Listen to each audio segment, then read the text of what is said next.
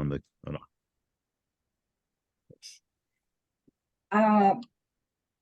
So Faisal, can you just repeat your question? No. I know. No, just because for the purpose of the recording, so that people know that we're here. Okay. And go ahead and just start us off. Thanks, Faisal. The question is, what are the legal implications for what Israel has been doing in Gaza in the last couple of weeks? Look, before we get into this, because I'm annoyed when I'm asked to comment on what most Western media ask me to comment on what Hamas has done, and I get irritated, and I also don't want to miss the opportunity to start from what had happened, because we cannot miss what Hamas has done, and not to push for a false equivalency, that I'm not part of that chorus of voices. But because in order to establish what Israel has been doing since the 7th of October, we also need to consider what Hamas has done. And so the attack that apparently Hamas, but I understand that there were also other armed groups in Gaza that joined the attack, has resulted in hundreds of fatalities among Israelis, mostly civilians, and taking hostages. There is a reference in the media, particularly in Western media, to gruesome aspects of how these killings were conducted, and I find it not. I mean, in a way, not particularly helpful, because without knowing the gruesome part, I say targeting civilians at any latitude is criminal. In a context of hostilities, civilians should be spared from violence. They cannot be killed. They cannot be targeted. They cannot be taken hostages.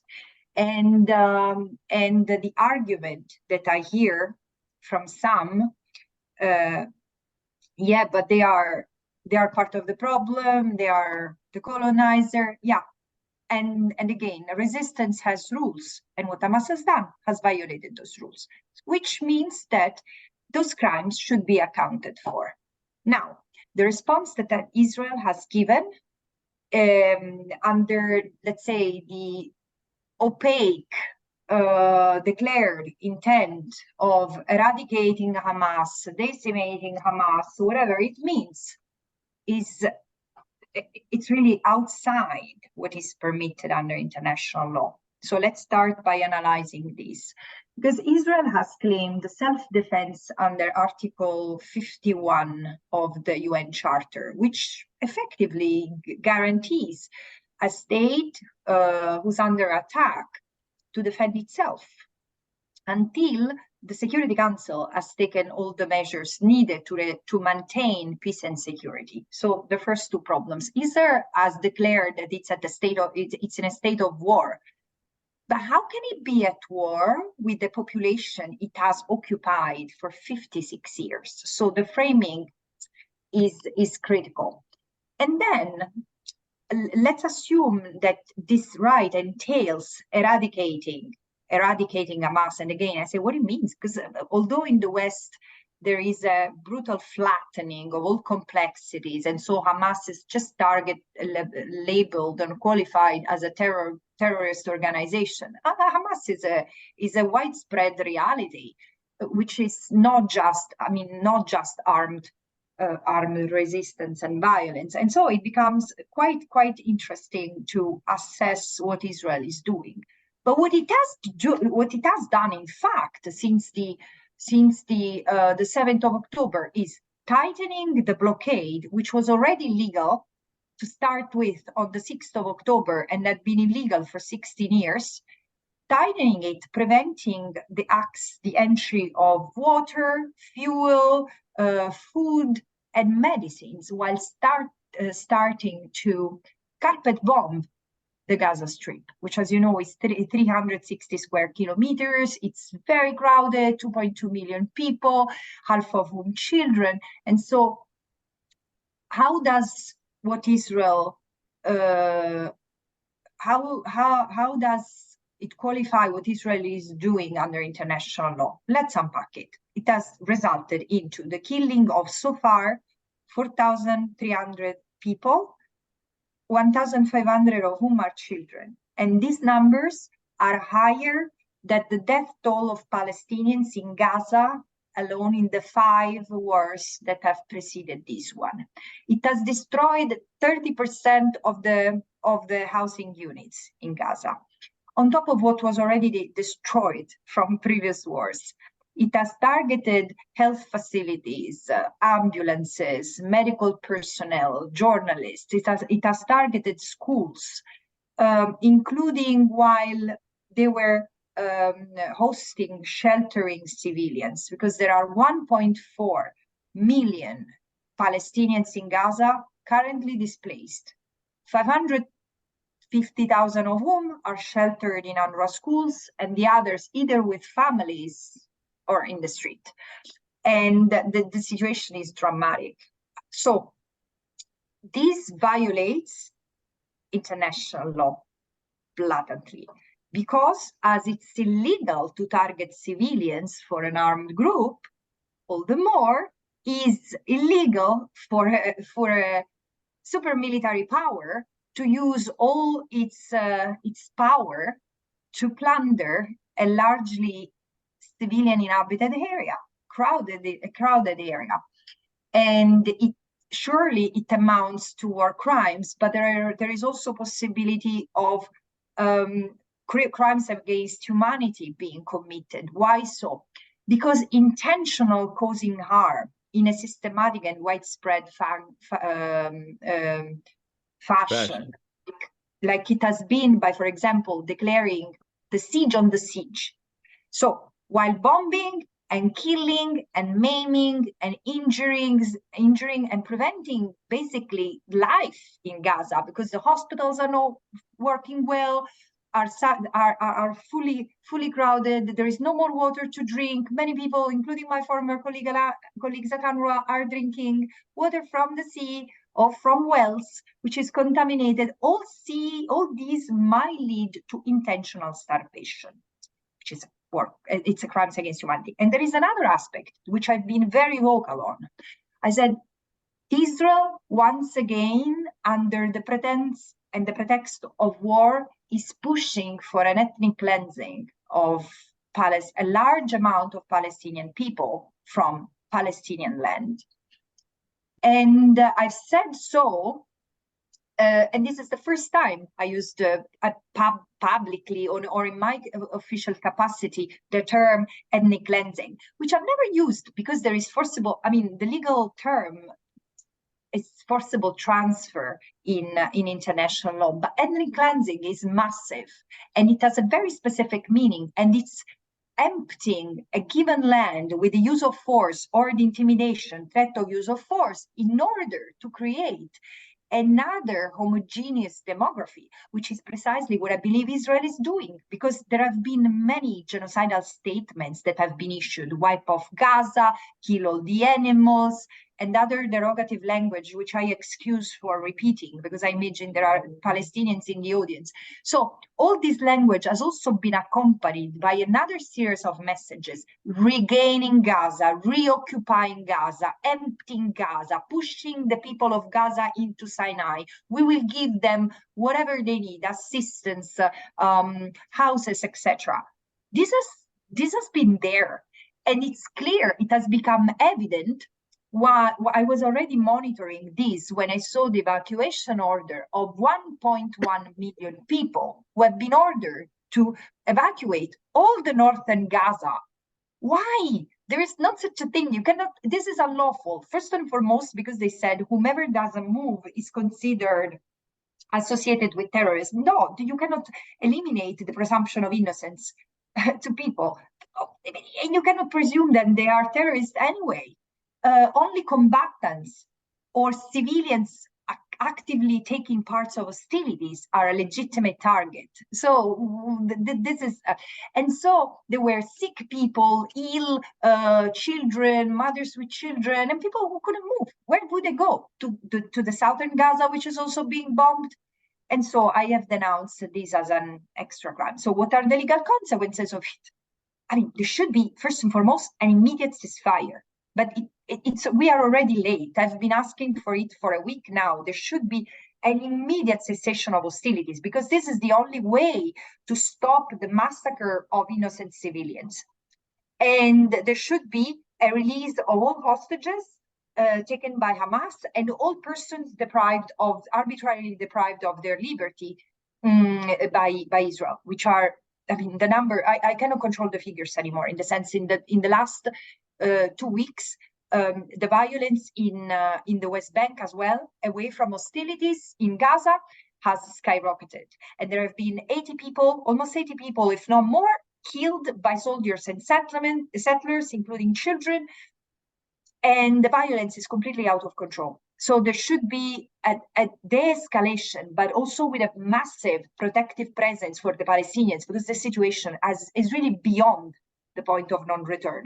And of course, there should be pressure on Israel to stop. But this is totally absent from the political discourse, and totally absent from Western media, as you can see. There are really igniting and supporting the flames of war, which I find extremely dangerous, both for the Palestinians and the Israelis. And of course, there should be accountability. These are the legal consequences. When there are wrongdoings, where there are crimes, there is justice.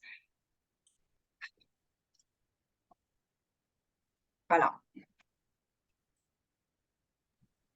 So one of the questions that may follow your comments is, what can the Palestinians do from an international law point of view? Well, what avenues are available to them? And is there anything that can be done quickly, or is anything available to them is going to take months and years to pursue? I cannot think that far right now, because the only thing that needs to happen is a ceasefire. So all energies, Faisal, should be put there. I'm in the US right now, and I see the challenges. I see the people in the street here and in Europe, where they are even preventing people from protesting, and still there is an outpouring show of solidarity with the Palestinian people. I've said since the very beginning, this is a moment, because there has been a fierce reversal of violence. All of us who follows the question of Palestine, Israel, the Israeli-Palestinian question, all of us are grown used to violence, brutal violence inflicted on the Palestinians. There has been a tragic reversal of violence on the Israeli people. So I said, this is a moment for sober reflection, to express solidarity on the 7th of October, to express solidarity both to the Israelis and the Palestinian people, to call for peace, to really think of how the international community can act even-handedly and with wisdom, because there is no way, this doesn't, again, I don't justify, I don't condone, I don't want to downplay what Hamas has done. But at the same time, it didn't happen out of nothing. There have been decades of violence. So what is to be done? I saw some question from it's now we need to convince the members of the international community to ask for a ceasefire. In this country, it's considered outrageous to utter the word ceasefire. I've had discussions with members of Congress who are really decent people, and we're saying there is no room, because everyone thinks that by asking for a ceasefire, we limit Israel's right to self-defense. Yes, you limit Israel's right to self-defense, because it's not, whatever it is not exercised in the modalities that are allowed by international law. So everyone who's listening to this should really think, what can I do to, if you are in the US, press your Congress people to ask for a ceasefire, to join the call for a ceasefire, and also for unfettered humanitarian assistance, not just the 20 convoys from Rafah, all crossing points, including from Israel, should be open. There is no reason why humanitarian aid should only go through Egypt. And also, everything needs, I mean, before, for those who do not know, before the 7th of October, there were 500 convoys entering, 500 trucks entering Gaza every day. And it was not enough. Of course, it was not just carrying foods and medicine, but there was mostly goods needed to survival. I mean, now you have an exhausted, bleeding population, and there are 20 convoys allowed in, and no or limited fuel when fuel is necessary to desalinize the water, which is needed for drinking, for the hospital, for hygiene, for cooking, and the fuel to the hospitals who cannot work. So there now, of course, we need to think forward, justice, etc. But what is needed now is huge pressure, because there is no way that this is going to change by wisdom of politicians on their own. So there is a massive pressure needed on the political echelon. But it is very obvious that the United States and its European allies are not even thinking, and they will not entertain requesting Israel for a ceasefire, and they're 100% behind Israel and complicit to the maximum possible. I think yes, and this is what we see, but I think that there is a huge potential for change, and we need to work on that. Europe is not completely. I mean, the US is very difficult. In the US, it's very difficult to change the public discourse, the public opinion. But trust me, there is also a lot of unhappiness. And we have seen that there are people in the US administration who are completely in disagreement with what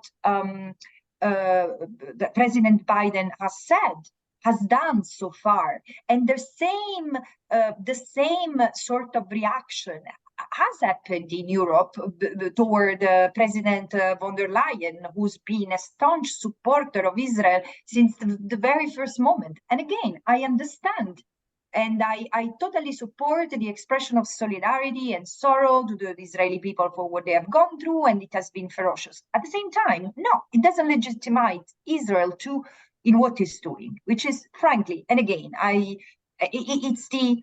it's using the pretext of war to deal with the Palestinians the way Israel wants. So again, there are also countries in Europe who have asked for a ceasefire. I think it's Ireland, and there are other countries who have supported who have voted for a UN Security Council resolution. So I think we really need to pay attention to the nuances, because saying all of them are aligned, it's also something that leads us to hopelessness. And now we need to have a very clear eye on what are the entry points and use them all. And again, protests, I mean, eventually taking the streets is fundamental, because there is the need to show that the people are not okay with what's going on. And there should be also pressure on the media for a honest narrative, on a honest portrayal of what's happening, because it's very disturbing, the way the information is passed, the way the question is completely decontextualized and dehistoricized. Again, nothing was happening until the 7th of October. Everything was fine. And then, yeah, I think, and of course, the pressure on the United. I mean, you know, I try to put as much pressure as I can from within the United Nations. Francesca, how much of the reaction by Israel and other, and frankly, the Western nations that fully back Israel's right to self-defense are rooted in this narrative of more Jews being killed now than since the Holocaust, and also framing the conversation around this is Israel's 9/11 as a way of steering the conversation towards the need somehow for a particularly aggressive response to Hamas, even if it results in the killing of thousands of Palestinians who clearly are caught in the crossfire? Look, there are a few things to unpack there. I think that, I mean, I don't think that anyone who's outside the Jewish community can really understand, because one thing is true, and I think I've had the chance to comment on it before. I mean, the Jewish people have been persecuted for centuries, and there is an inner fear, probably a feeling of fragility that makes them feel vulnerable, which absolutely justifies nothing of what they do, what Israel does, not they, the Israel does to the Palestinians. So I do understand from a humane point of view how they might have felt the heat, and it's probably true when they say this has been our 9/11, because the number of civilians killed, and again, if the reports, I mean, are confirmed, the brutality has been really unconscionable. So I understand why they felt completely hurt. At the same time, I do not understand the reaction of the international community, because on the one hand, we see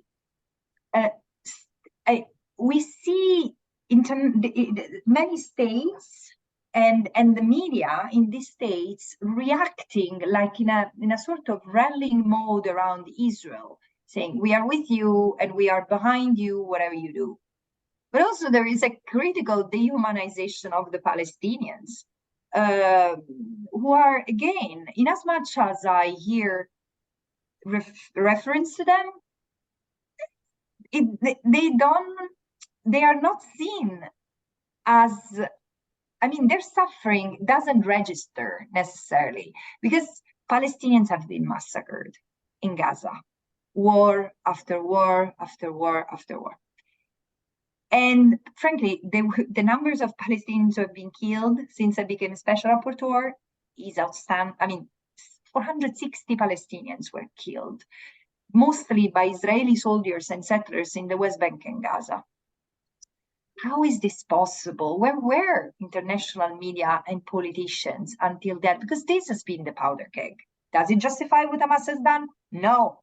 But again, we cannot disconnect the two. So again, to answer your question, Krista, we are still facing the cognitive dissonance that I've commented on many times before these really tragic hours. Francesca, to what extent are some of the European countries, I'm not saying all, because I know Ireland is probably not one of those, and maybe Sweden and Norway, maybe, you know, but the countries that are obviously supporting and encouraging Israel, like, you know, like Germany, like France and the UK, and the United States, to what extent are those countries liable for Israel if Israel was proven to have committed crimes against humanity, war crimes? To what extent those countries and their leadership can be liable? I understand your question, but this is something, I mean, there should be a case brought before an international criminal court, or before, I mean, that doesn't need to be an international. There is universal jurisdiction, so even national courts who have competence to review cases of war crimes, crimes against humanity, or genocide could be used. But again, it's you require. I mean, this requires an investigation, which establishes the facts first, and then the complicity of others. So this is, frankly, this is going to take time. What I think it's, and again, this is where a change of discourse needs to be pushed by the people, and including conscientious Israelis. And I cannot tell you how how many of them, I mean, I'm not talking of thousands, I'm not talking of hundreds, but probably in the hundred. I mean, I've had plenty of contacts, including this morning, with Israelis who, I mean, and the discussion was not about who's been killed in Israel. The discussion was, how do we move away from this, from what has happened in Israel, from what had happened before in the occupied Palestinian territory, and what is happening today in Gaza. So there are people really able to see the full picture, to denounce it, and again, I think that we really need to work at this level. It is to be at the grassroots level. There is no other way to change it, because what the responsibility that you want to trigger is a moral one. This is for me more important right now than anything else, because they need to feel the weight at each member state who's not opposing firmly what is happening in Gaza is to feel responsible for it. And there is only way for it to happen is to have national constituencies pushing for it. But Francesca, don't you see that there's been almost a criminalization of Palestinian solidarity?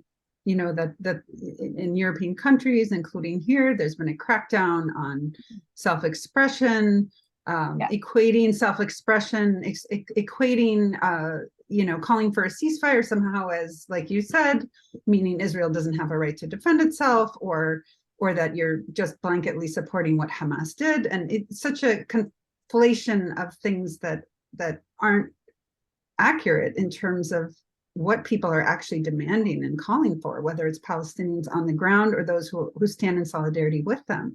There's this either or, taking sides, and the demonization of just Palestine itself. Can you just comment on that? So how do you overcome that kind of pushback? Yeah, this is not new, and it's interesting because there has been a mounting repression over the years of solidarity with the Palestinians, coming from whomever, Palestinians in the diaspora, Jewish communities and individuals, or nationals. It has been repressed. The repression has raised over time. And now it has reached an unprecedented point, because it's true. I mean, from the US to Europe, there has been a repression. Nonetheless, I keep on seeing streets and squares that get full of people. So what is more pernicious and less visible is that people are losing their jobs because of, I mean, it's not just taking the street, and risking to face the police, or risking to be profiled, etc. It's the fact that people are being silenced and even punished for their belief. And again, it's just standing in solidarity, and the solidarity is qualified as supporting Hamas, which is racist. It's racist. Well, and it's also conflated with anti-Semitism, which is another issue that I think plays into this whole equation. Let's say that trend that started. But I would also like to say, do you remember probably in the last meeting we had, I said, I'm really worried because this is going to, forcibly collapsing anti-Semitism with legitimate criticism of Israel is endangering Jewish people as well. And in fact, I mean, it's a fact that there have been instances of Islamophobia and racism against Palestinians and other members of let's say Arab communities, primarily Palestinians, but there have also been Jewish people who have been targeted, who have been killed. And this is, again, it's this. Yeah, just yesterday, there was a woman in Detroit, a leader in the Jewish community, who was director of the synagogue. Exactly. Yes. Crazy. It's crazy. And again, you see the sectarianism is going across border, and I really pledge for a moment for people to, of course, not to this audience, because I think we come from a place of compassion and we meet in a place of humanity. But really, I mean, it's important to pass this message on and on. I mean, even if an individual supports the state of Israel doesn't make him or her a criminal or someone to be punished. This is really part of freedom of expression. That's the responsibility of the state is different, and this is where we can always meet in the realm of public discussion and confronting different ideas, but violence should stay out of it. Francesca, I hate to keep going back to the same topic, but could the prospect of legal prosecution be used to put pressure on some of the governments that are currently, supporting, encouraging, and financing Israel's war crimes? And I don't want to run away from this question. I'm just saying there is an investigation in the International Criminal Court on the situation of Palestine that no one has an idea about what's happening. There has been no indictment, although the evidence of war crime has been there for years. So it's possible. Potentially it's possible, but you would need a court establishing that Israel has committed war crime and there has been complicity in this. I'm not saying that this shouldn't happen. I just don't see anyone having the energies and the capacity right now to do that. Because can we find a court? Can we find a court in Ireland to do that? You need to speak to Irish lawyers. You still need someone who can, like you said, collect the data and analyze it. There is again, for me, it's important to bring to justice those responsible for war crimes and crimes against humanity and potentially other crimes, first and foremost. I think that there is a Spanish court, I've not read it, but there is, in Spain, there is some attempt to bring to justice the political leaders in Israel. So these avenues remain available and necessary, because once those war crimes have been established, it's also easier to pursue others through criminal justice. Let's see if we have one or two questions from the audience before we wrap up, because we don't want to take a lot of Francesca's times. We only bargained for 30 minutes max. Well, and certainly I think what you're communicating is there's just this urgency to call for the ceasefire and have people, really use their voice at the street level and reaching out to leadership in their respective countries to make that point very clear, to save lives now.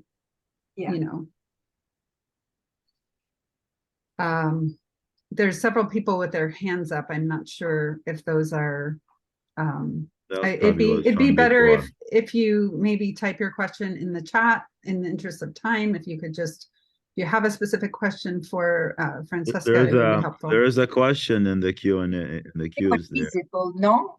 In the past, we could see everyone. You changed. Let's see. It says, how does the shameful stand of Western powers undermine the moral claims of democracy in the world? You should be able to see the chat and the Q&A.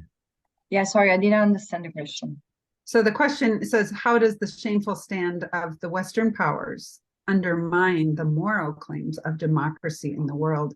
So I know Biden is backing Israel and lumping that together with Ukraine as defending democracy. That's perhaps where this question is coming from. Perhaps you can comment on that.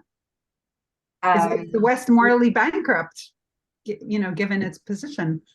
Look, the fact is that the West is really contributing to the erosion of international law, whatever it means, because not only it's not respected, and clearly in the occupied Palestinian territory, there is, in Israel as well, historical Palestine as well, there is a problem of unresolved illegality, of protracted illegality, unaddressed illegality.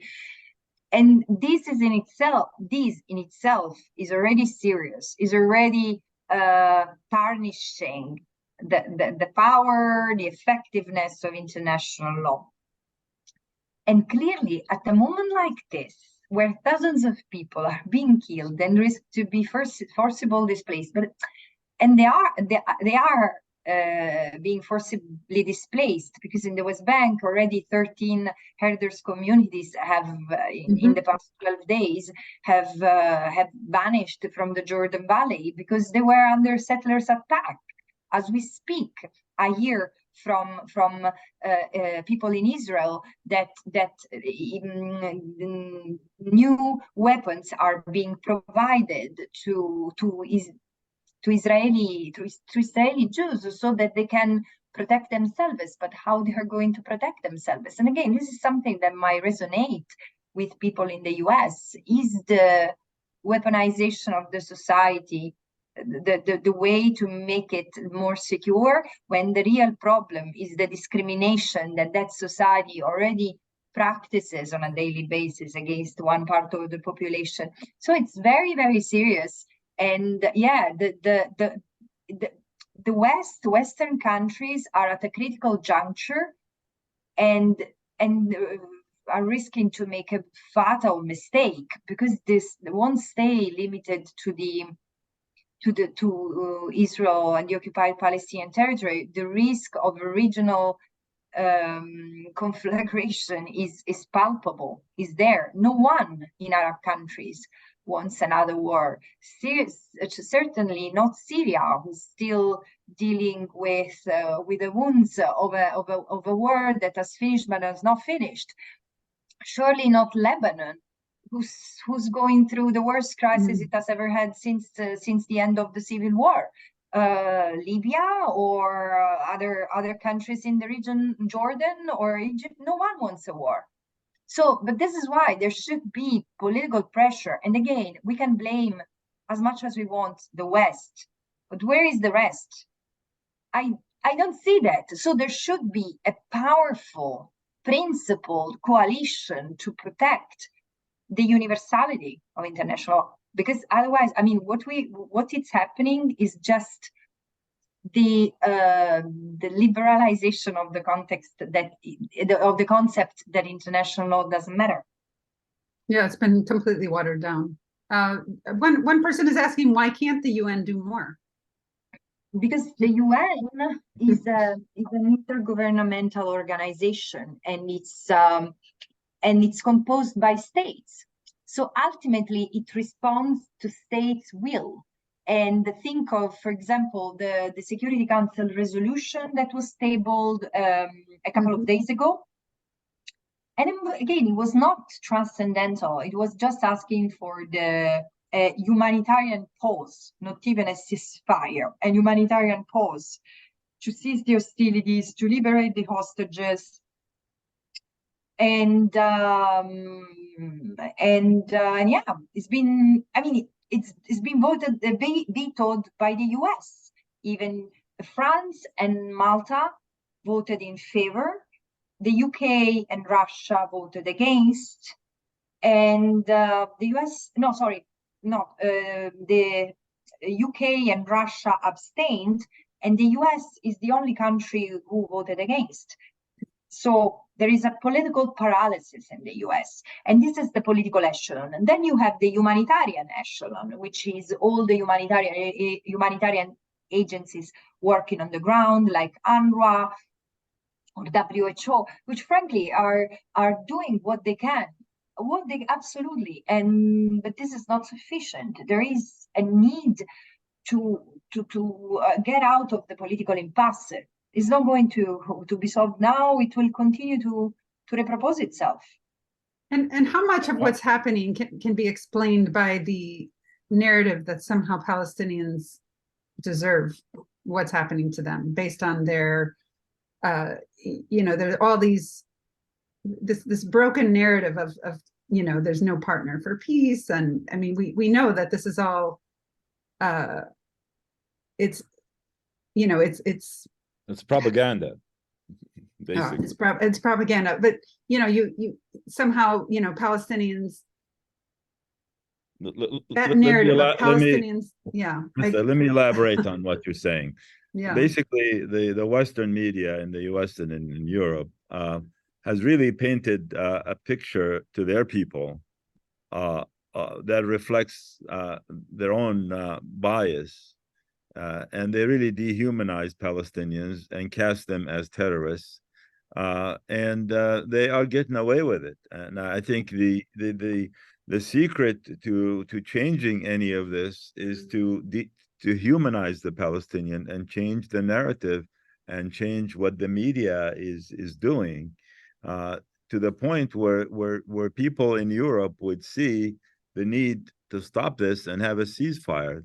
They are not seeing the urgency of a ceasefire because they think they're just killing Palestinians, and to them Palestinians are not, their lives is not worth as much as a European life, which they see Israel as an extension of Europe. I do believe that there is a level of dehumanization that has got into the vein of surely most politicians and the media, because I mean, I think I've participated in 60 interviews, and apart from a few, I mean, I always hear either the context is, as I said, completely missing or misrepresented. And there are even situations in which the Palestinians are not even named.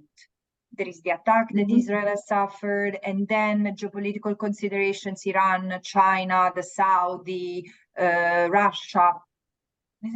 And it's so different from the way I look at things, which is very, very people-centered. And I say, but where are the Palestinians in all this? Where are they as a political actor? Where are they as the victims of the bombing right now?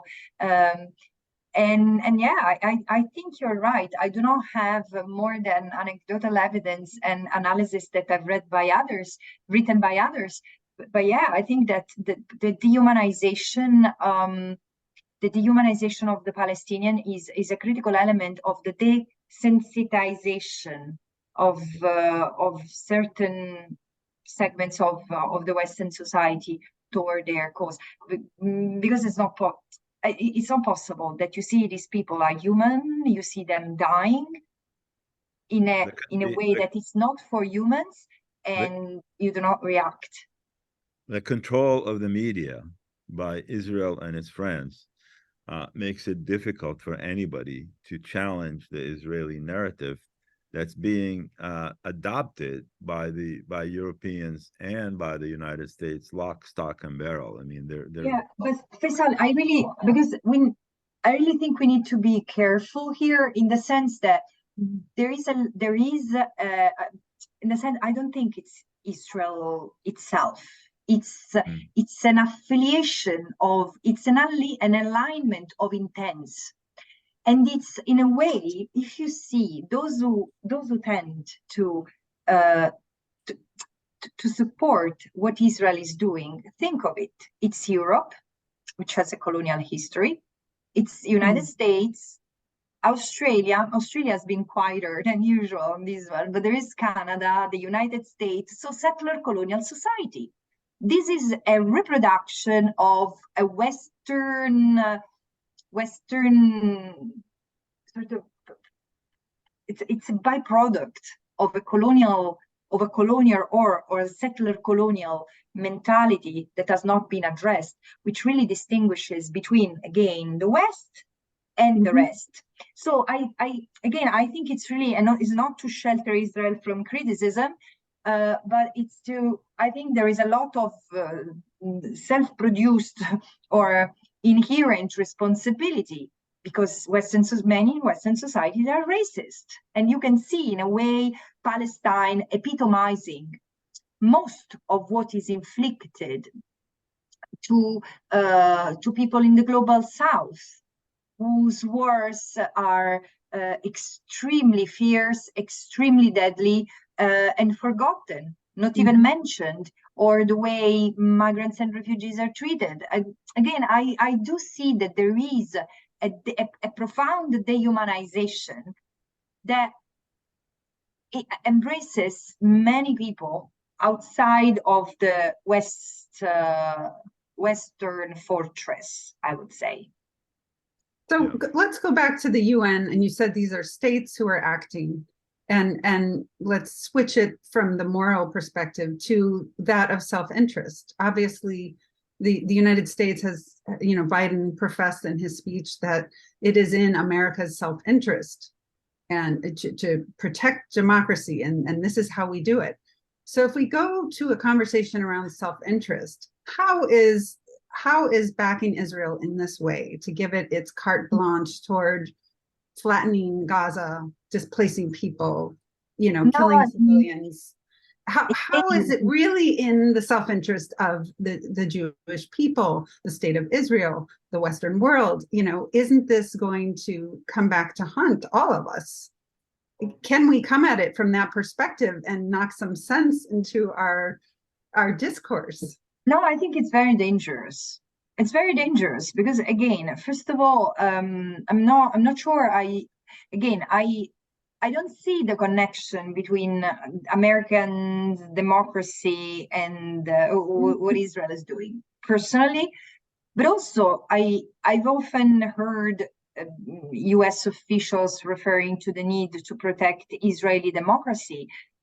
This is one of those myths who need to be undone, because even regardless what is the system that applies to the Palestinians with Israeli citizenship, which doesn't grant them equal citizenship because they do not have the Jewish nationality. But how can a democracy pass? I mean, how can a system pass the democracy test while it keeps millions of people under a brutal military dictatorship for 56 years in the name of preserving its own security, by its security of its colonization plan, of its annexation plan, against every basic rule of international humanitarian law? So it's quite hypocritical, and it should be addressed. This should be addressed by conscientious media and conscientious individuals.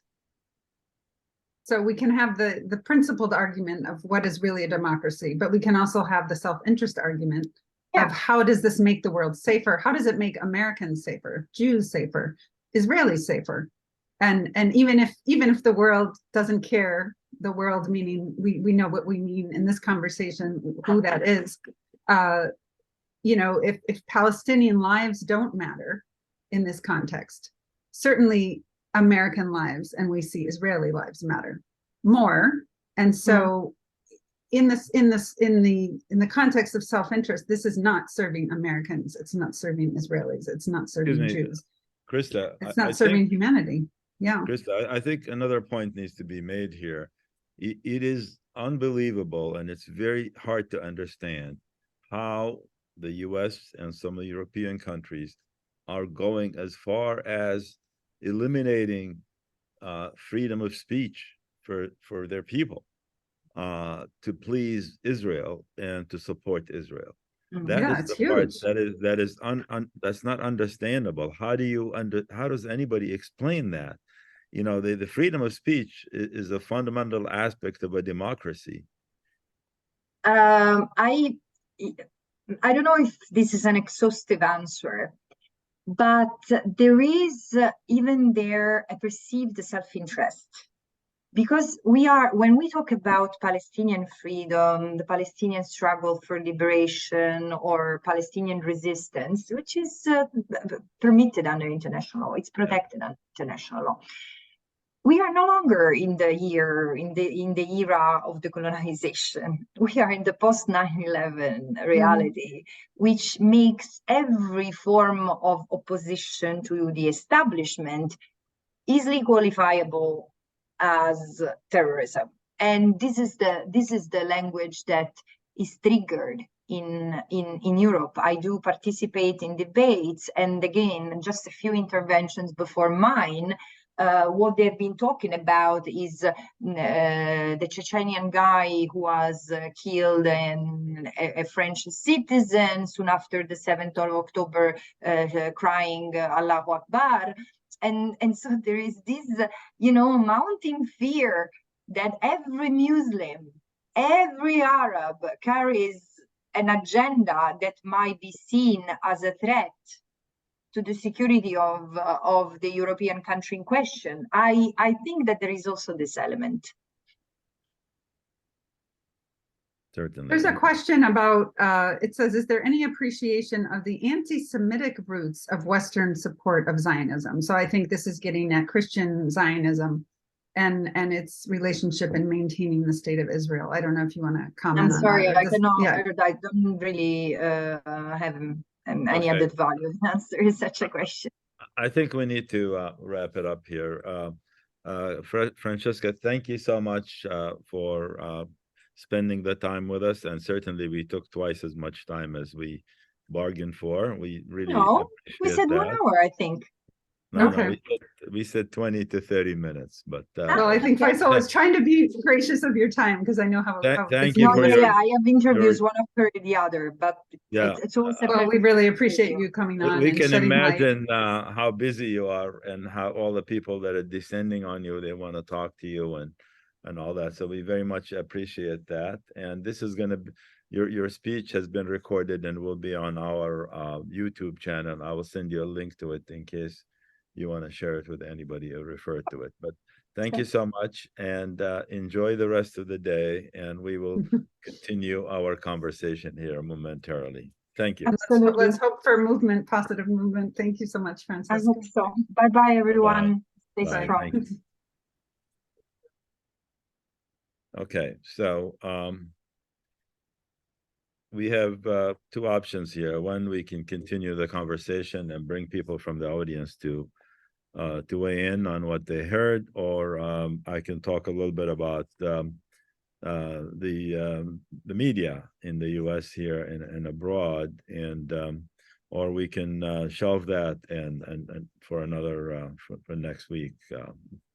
Can we? Anyone want to put a comment in the chat? Would you like to have an opportunity to talk a little more? You have some people with their hands up, but I don't know if that is by accident or if you are really looking to come onto the program. If you want to continue the conversation that we've been talking about here, raise your hand, click on the raised hands, and that will give us an idea of how many people want to do that versus going back and talk about the media. And if you don't know how to raise your hand, if you go to the bottom of your screen, you can help me explain this, Faisal, but let me just look at it myself. In the bottom of the screen, there is a hand. It says raise hand. Just click on that. That will make your hand raised. You can click it again to lower your hand. It's in the middle of the bottom of the screen. So. Okay. So far, we don't have that many hands raised. Only 7, 8. Well, I know we've already been on for what, an hour and a half. So it may be that some people just need to get on with their day, but and I think you did say that you would be open to continuing to host these open conversations for the time being on Sundays as part of the Madafa. We're going to do it every Sunday. I have about 3 minutes worth of written comments on the media in the U.S. and Western Europe. Let me. Is it possible that we could bring on a journalist who could weigh in on the conversation with us at our next Madafa? That might be an interesting way to broaden the conversation and hear from someone who's actually in that circle and having to deal with pushback on this topic. But we do have our own opinions, of course, on that. Of course. Let me share with you something I put together. In recent years, we have witnessed a disheartening trend in media coverage where many TV networks and other mainstream outlets have seemingly transformed into mere cheerleaders for the U.S. administration and promoters of the Israeli narrative. This transformation has taken place without proper fact-checking or cross-examination of allegations.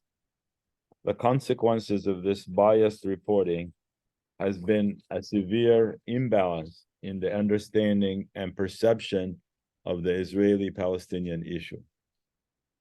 The narrative often portrayed fails to to capture the lived reality of Palestinians, I'm sorry, the lived reality of the Palestinians under occupation, violence and ongoing human rights abuses. The suffering of the Palestinian people is too frequently overshadowed and dismissed, leaving their voices unheard. By ignoring or downplaying the war crimes committed by Israel, the mainstream media not only fails in its duty to provide accurate information, but to the public,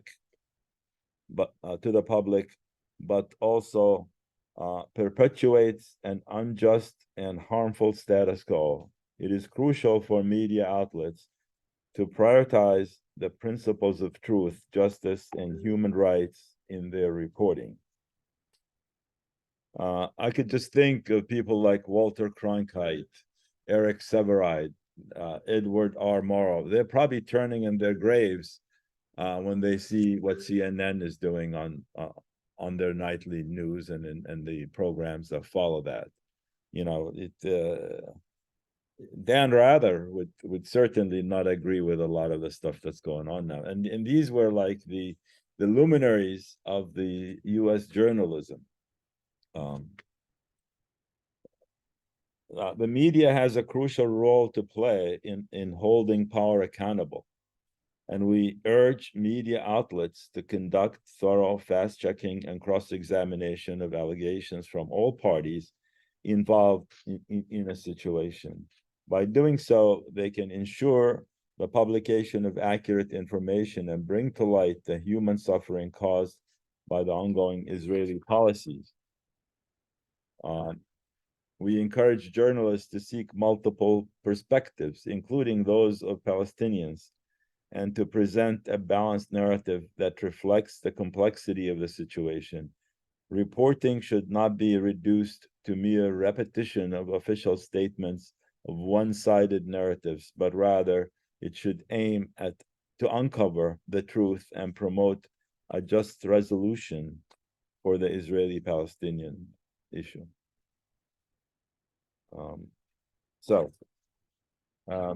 I don't know if any of you have seen the CNN people on the border with Gaza. They were they have a skit written, and they were gonna kind of act it out so that people watching them think that they were really in dangerous areas, and somehow the practice of that skit got on the air and people saw it.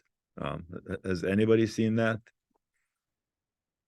And they were telling, we wanted to make it look like, that this is, that we're getting bombed or something, or, I mean, when a major network like CNN is engaged in false things and trying to get people some ideas and influence their thinking in the wrong way, that's totally irresponsible. Let's see if anybody now, please lower your hands now. Just if you have your hands up, just click raise your hand again. And if you would like to join our panel and talk, please raise your hand again, and we will bring you on the panel and listen to what you have to say.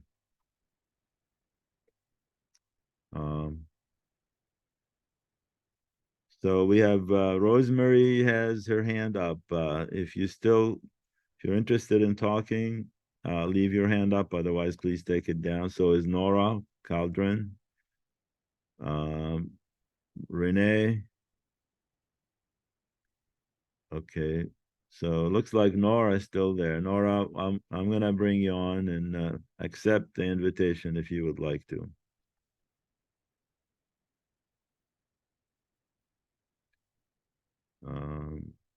So Nora disappeared. Krista, you're muted. Krista. I apologize. She's saying she does not. She okay. I think she accidentally she put her hand down and accidentally put it back up. So Andali, yeah, let's try her. Okay, let's.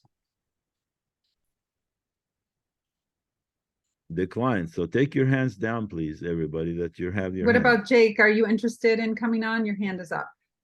Jake, Javanshir. I'm gonna say the names of the people who have their hands up. RuPaul If you hear, says if you they hear would like to comment. who? RuPaul, why don't you go ahead and call on RuPaul Okay, in the chat? all right, Says I would like to comment. okay, but please lower your hands if your hands are up.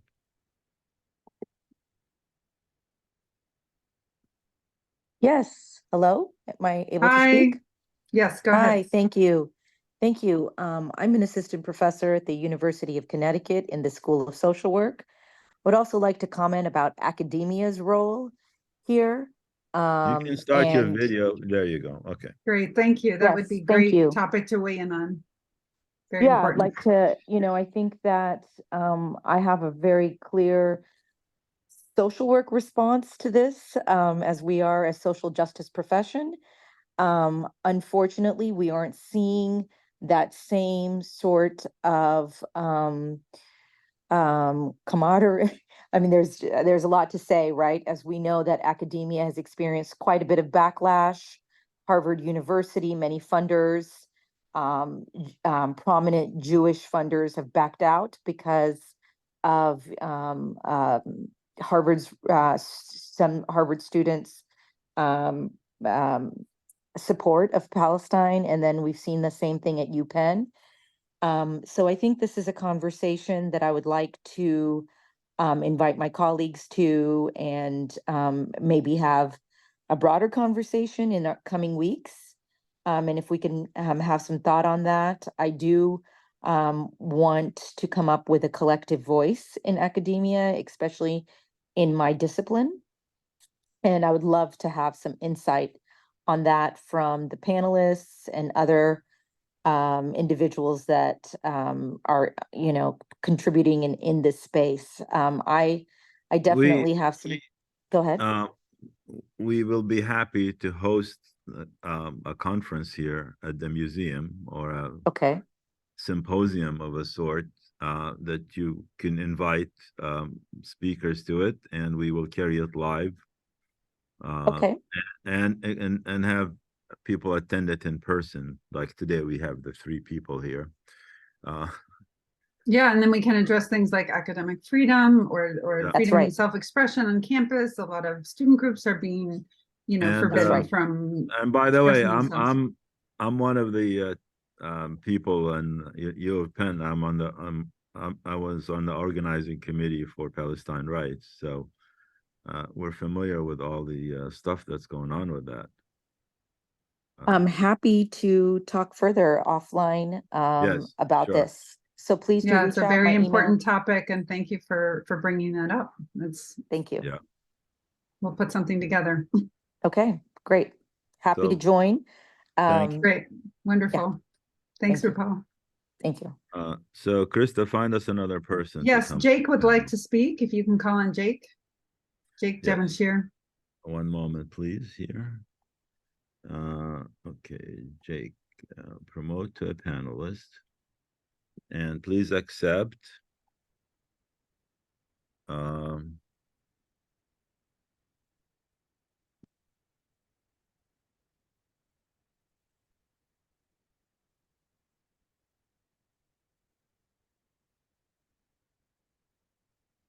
Yeah.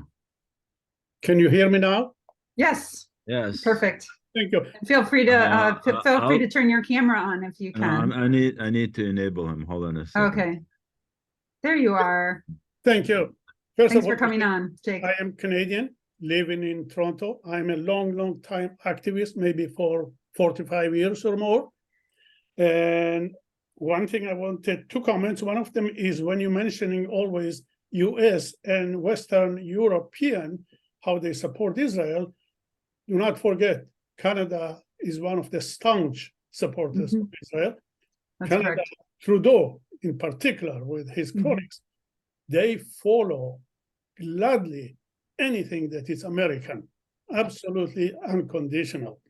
Okay, so that should be also included always.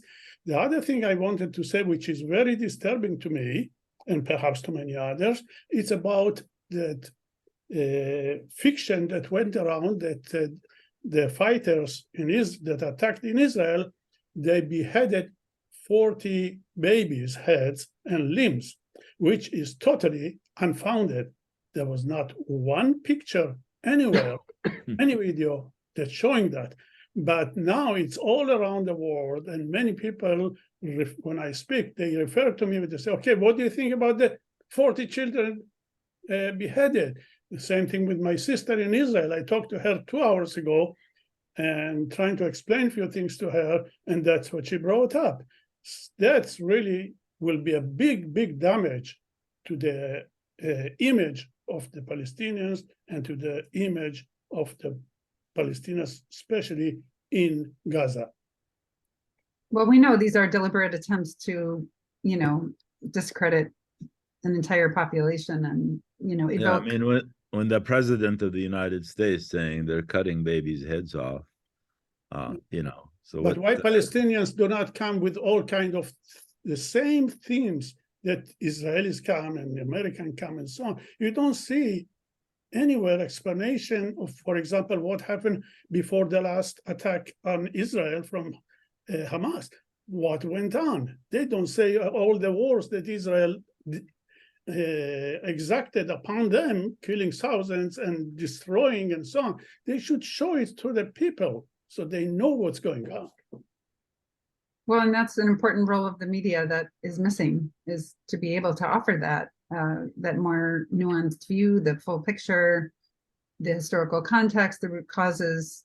When all of that is missing from the conversation, the conversation gets steered towards, rallying behind a war of quote unquote self-defense. And we know where that leads to death and destruction. So that's where we are right now, which is why it's so important that Francesca, stressed how important it is to just call for a ceasefire so we can pause and make sense of the current situation and actually have a constructive way forward that doesn't lead to more suffering.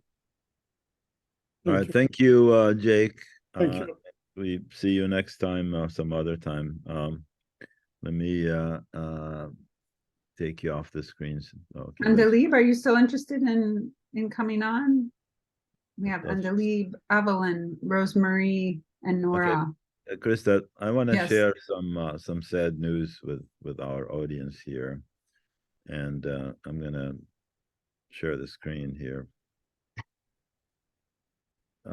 Today, I've heard really some sad news that one of the filmmakers that I've been working with, talking to about screening his film, was killed by an Israeli bombing, and it's very sad. He was a journalist also, and he covered a lot of the events in Gaza recently. And we could see his this is his Instagram page. Some of the that's him there with the press vest, bulletproof vest. And there's some of his filming.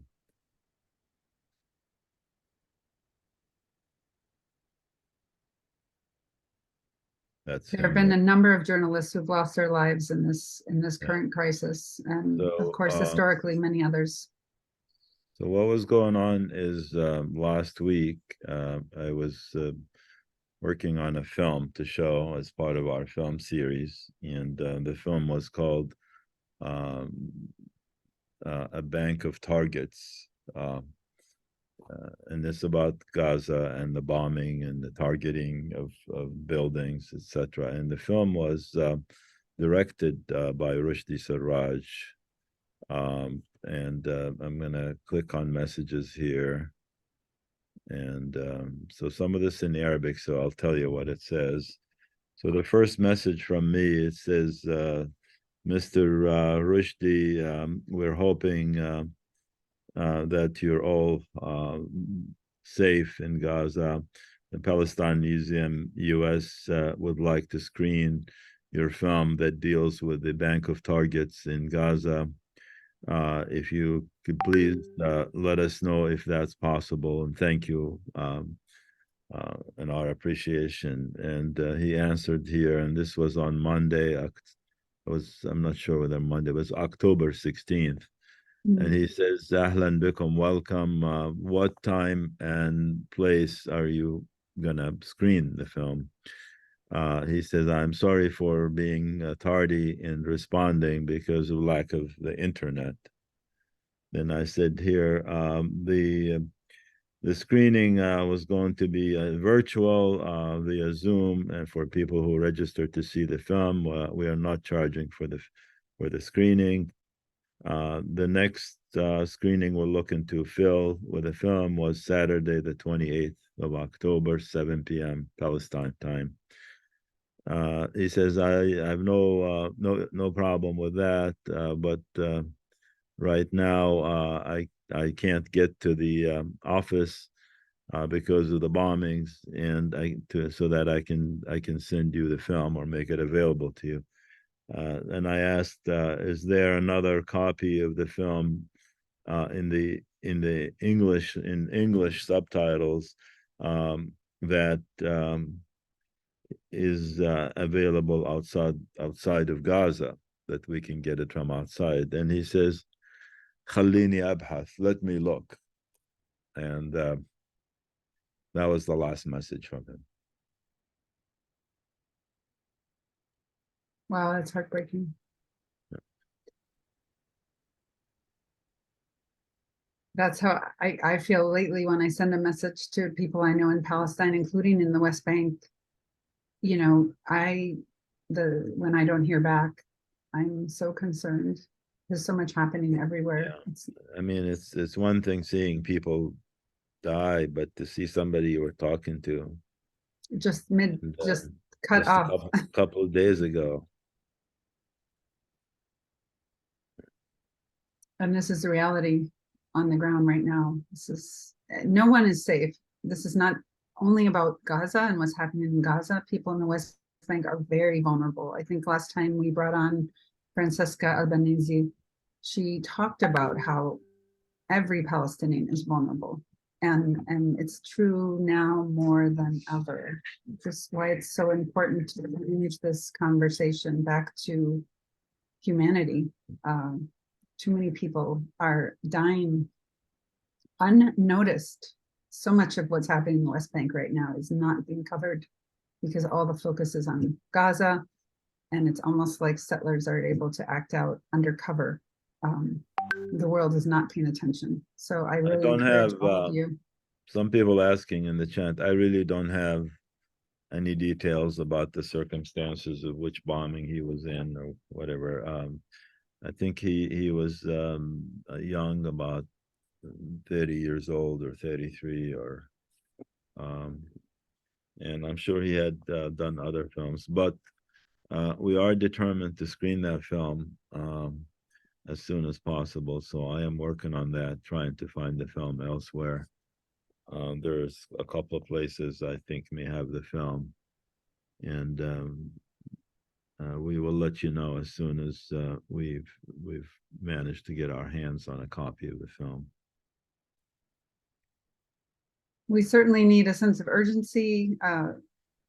My son's played a comedian, a Palestinian comedian for me this morning, was interviewed. And it's not funny, but he raised the question. So in this round, how many Palestinians need to die for, what's the current equivalency where people will say, okay, enough is enough. And I apologize for the background noise. My kids are here going in and out. But we have to have a sense of urgency.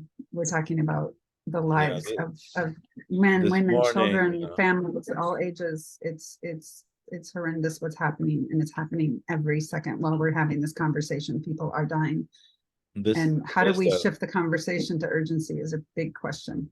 Krista, this morning I saw something on the internet where it was like a girl was 8 years old writing her will and saying to give this to that, to give this to whom.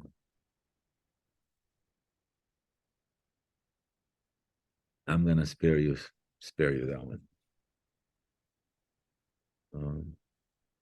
Well, families are sitting together in the same room so that if one loses their life, they all die together. It is heartbreaking, and we need to just shift this conversation to a more constructive trajectory. And it's really up to all of us. I think Francesca said it so plainly. This is a grassroots effort that is needed. The governments will listen to the street. They're certainly not listening to reason. The stakes have to be higher for them. There has to be more pressure, and that depends on each and every one of us to use our voice, those of us who can, who don't face the repercussions that others are facing if they raise their voice around the world, particularly here in the US, but elsewhere as well.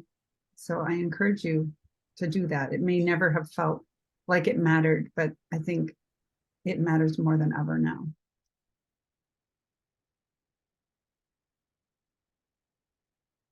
So Faisal, where did you go?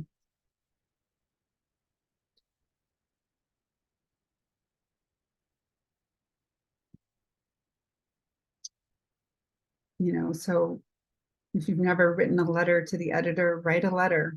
If you've never written an op-ed, take a stab at it. I've heard that, you know, newspapers have to receive like dozens of the similar sentiment in order to publish just one of those letters. So add your voice, even if you're not the one who gets published. Be on the list, be one of those drops of water in the sea of change. I'm gonna save this this screen and archive it. Yeah.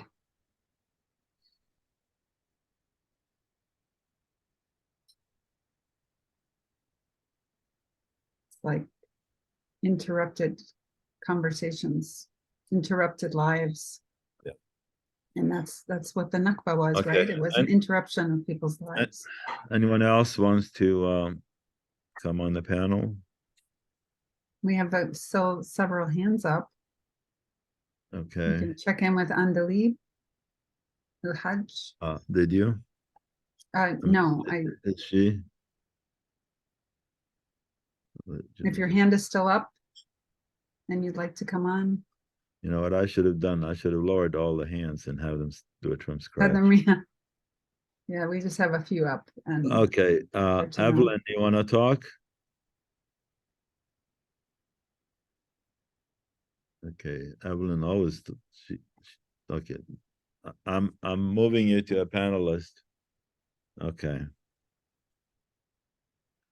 And if you can start your video and unmute yourself.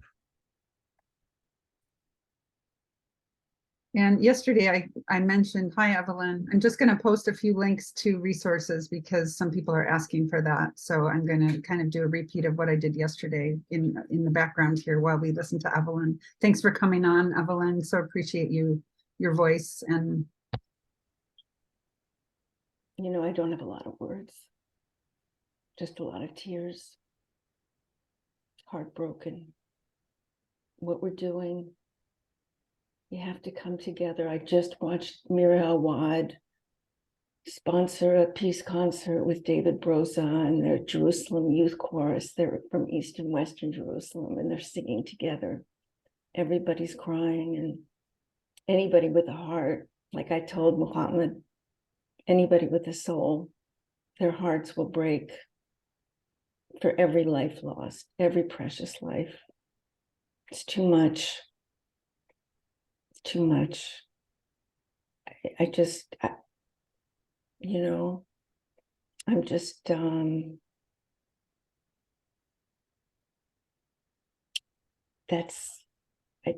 that's all I can say is that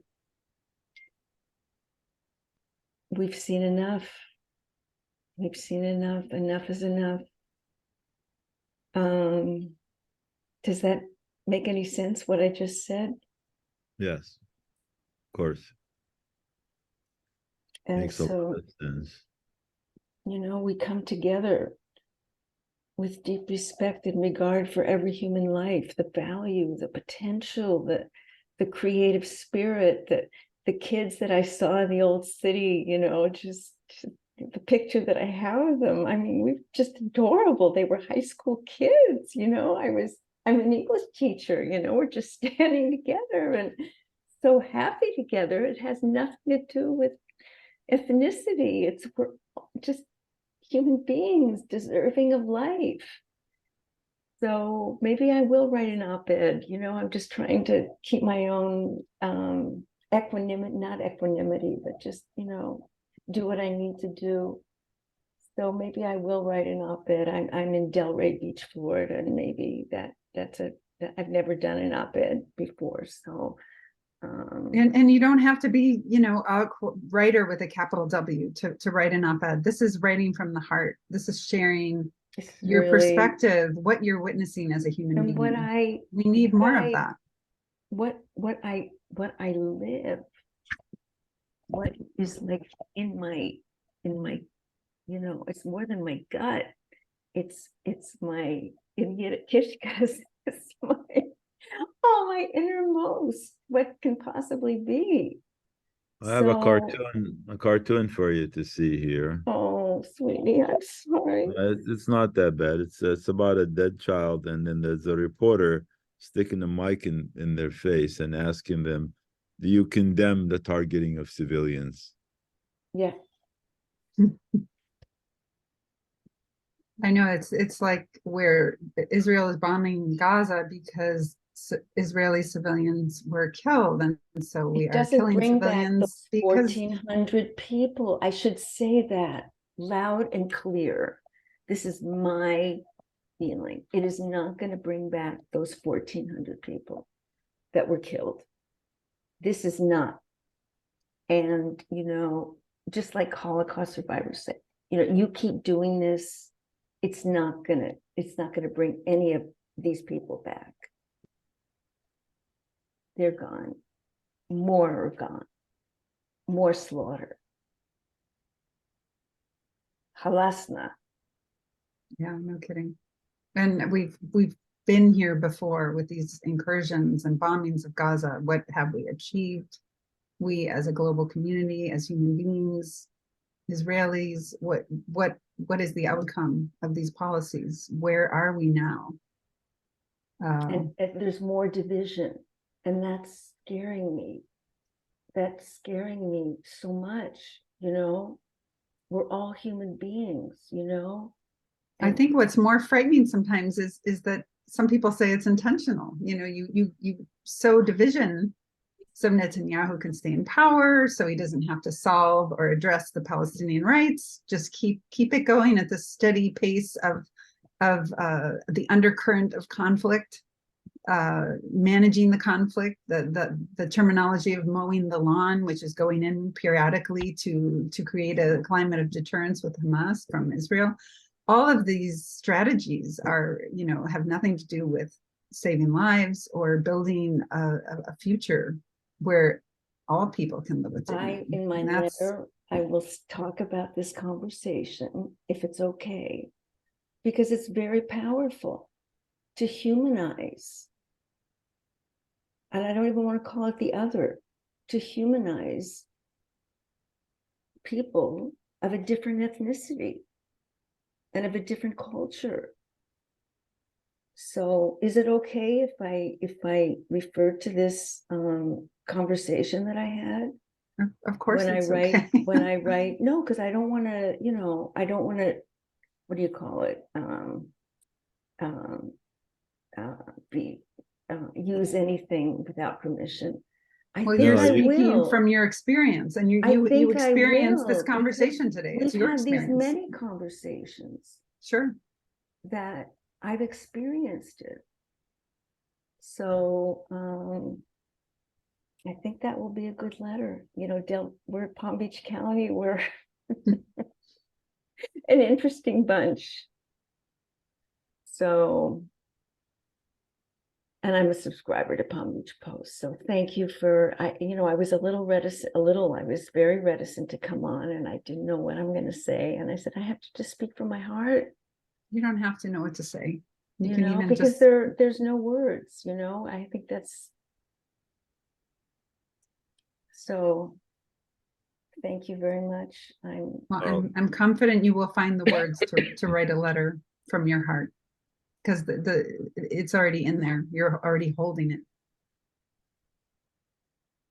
So All share right, it. Krista, we need to wrap up. So that's the last of it here. Thank you that's all. everyone for coming on today, for just listening, for engaging, for having hope.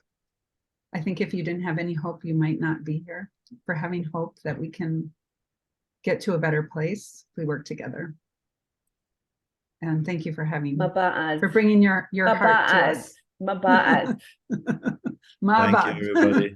Thank you, All right. Evelyn. Thanks to our audience that joined today. Thank you, Krista, for your help. And again, we apologize for the problem we had at the beginning. But hopefully the rest of the program was worthwhile. I certainly found Francesca Albanese to be amazing. She's got a great legal mind, and she's very well informed about all the aspects of international law, and she's always an inspiring speaker. And thanks to her and to everyone, and ma'as salama. Awesome. Assalamu.